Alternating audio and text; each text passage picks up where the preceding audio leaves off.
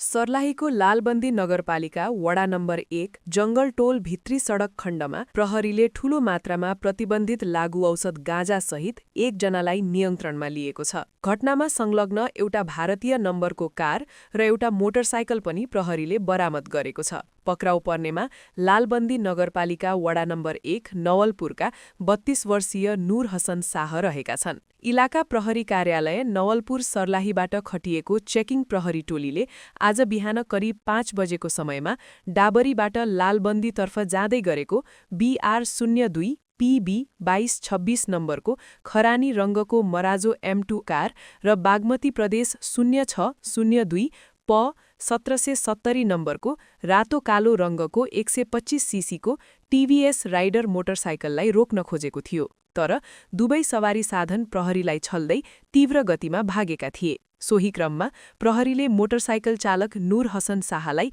नियन्त्रणमा लिन सफल भएको थियो। प्रारम्भिक सोधपुछका क्रममा शाहले भारतीय नम्बरको कारमा प्रतिबन्धित लागुऔषध गाँजा रहेको बताएका थिए। उक्त सूचनाका आधारमा इलाका प्रहरी कार्यालय लालबन्दीबाट तत्कालै अर्को प्रहरी टोली खटिई भाग्दै गरेको कारको पिच्छा गरेको थियो। प्रहरीले पिच्छा गर्ने क्रममा उक्त कार लालबन्दी नगरपालिका 1 जङ्गलटोलस्थित लालबाबु महतोको घरमा ठोकिएर चालक फरार भएका थिए। प्रहरीले दुर्घटनाग्रस्त कारको सीट पछाडि लुकाई छिपाई राखेको अवस्थामा प्लास्टिकले बेरिएको 15 पोका प्रतिबन्धित लागुऔषध गाँजा फेला पारेको जनाएको छ।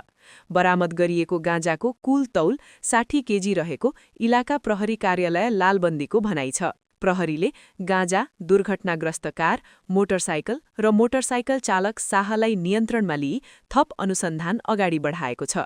शाहलाई जिल्ला अदालत सर्लाहीबाट लागुऔषध मुद्दामा 8 दिनको म्याद थप भई इलाका प्रहरी कार्यालय लालबन्दी सर्लाहीबाट विस्तृत अनुसन्धान भइरहेको प्रहरीले जानकारी दिएको छ।